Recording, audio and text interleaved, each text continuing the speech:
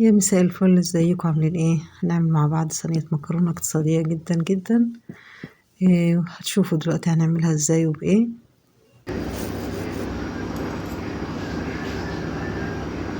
تحفة. لا حلوة. لا حلوة بجد. جميلة.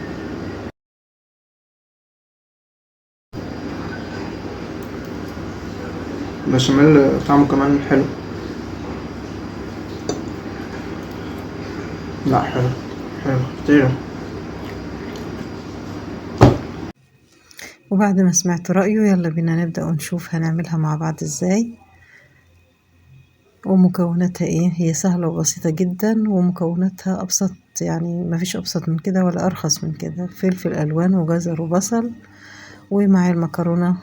دي مكرونة قلم بس كده، يعني مفيش اسهل من كده. هنبدأ بقى ونشتغل فيها. هناخد كل الحاجات دي هغسلها واعملها في الكبة، هفرمهم كله مع بعض، والبصل والجزر والفلفل. الكميات زي ما انتوا حابين. انا هنا مستخدمة بصلتين وكام جزرايه صغيرين وفلفل الوان احمر واصفر، ما كانش عندي اخضر. خلاص فرمتهم في الكبة ومعلقة زيت، وهشوح فيهم لحد ما يبتدوا ايه يتبالوا كده بس شوية. هحط التوابل بتاعتي اللي هي عبارة عن ايه، حاجة بسيطة جدا: مكعب مرقة خضار وملح وفلفل ورشة صغيرة جدا من جوز الطيب، بس كده. مش هنحط اي حاجة تاني اكتر من كده. لو احتاجت ملح ممكن تزودوا، ما احتاجتش خلاص، على حسب انتوا بتحبوا الحاجة ملحها ازاي.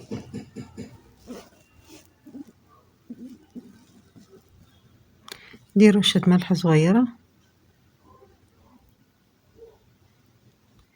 وهنا مية المكرونة كانت بدأت تغلي، حطيت لها ملح. هقلب بس هنا دي شوية.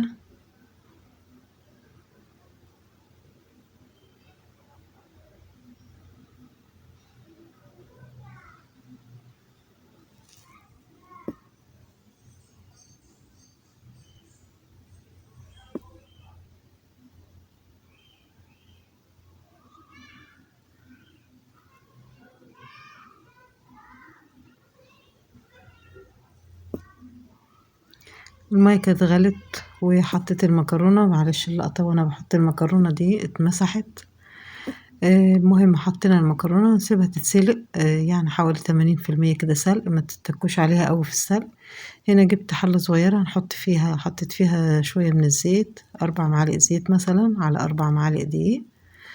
يعني هعمل كمية البشاميل حوالي لتر من البشاميل، يعني هزود مية ما يعادل لتر. زودت معلقة زيت تاني عشان حسيتها اللي هي لسه محتاجة شوية. هقلب فيها لحد ما احس ان هي كله بدأ يسخن كويس. تحس ان الدقيق يعني ايه دخل في سوا، يعني طعم الدقيق يروح كده. نزود بقى شوية مية من الحنفية. في الأول مية عادية، مية من الحنفية، وبعد كده هزودها من مية سلق المكرونة. إن كده المكرونة معايا كانت خلاص هصفيها، فخدت المية بتاعتها زودت بيها البشاميل.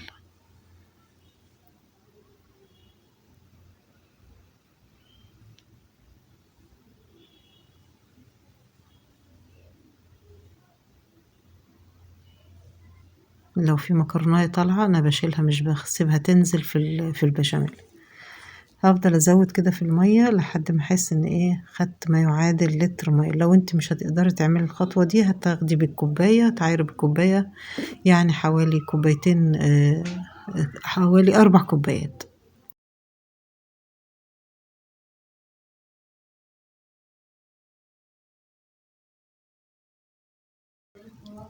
هفضل اقلب فيها بقى كويس.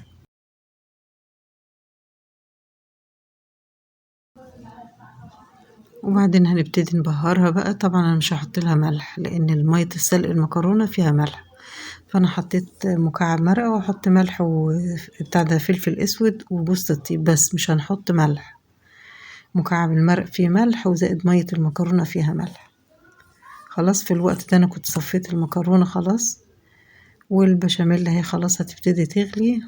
ونبتدي بقى نشوف المكرونة الصينية نطبقها ازاي.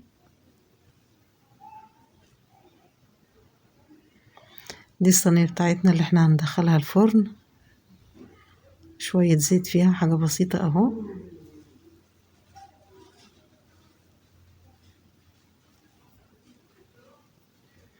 وهنحط نص كمية المكرونة في الصينية،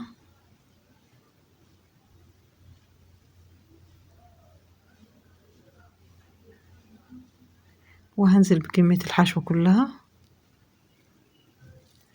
شوية خضار، يعني مفيش ارخص من كده بقى في الحشو. طبعا احنا عاملينها كده علشان دي صيامي.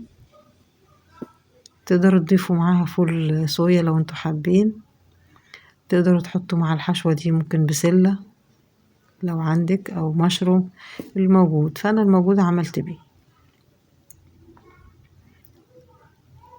حطيت باقي كمية المكرونة. هنا بقى معايا صلصة.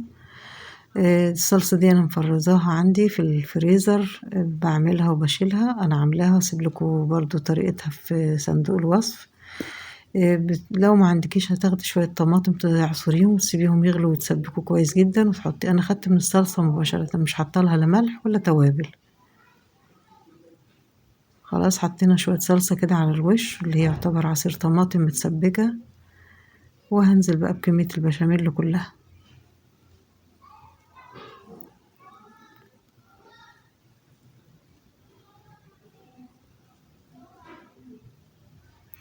البشاميل طعمه كان حلو جدا، على الرغم انه مفهوش اي حاجة خالص وبسيط جدا، بس كان طعمه بجد حلو.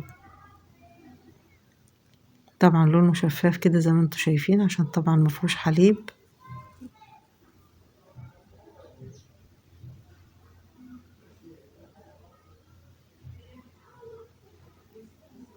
خلاص كده انا فضيت الكمية كلها، هدخلها الفرن بقى على الأرضية من تحت او على الرف اللي في النص، زي ما حسب ما تشوفي يعني فرنك ازاي. وبنسيبيها هتاخد معاكي وقت حوالي مثلا ساعة الا ربع او ساعة. هي طبعا كل حاجة مستوية، احنا عايزينها يدوب تاخد لون، تغلي غلوة وتاخد لون.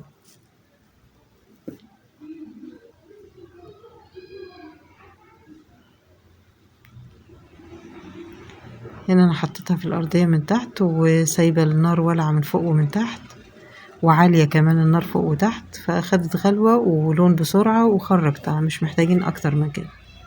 بس كده، مفيش ابسط ولا اسهل من كده. جربوها بجد، ان شاء الله هتعجبكم جدا، وبألف هنا اللي يجرب. سهلة وبسيطة وسريعة واقتصادية.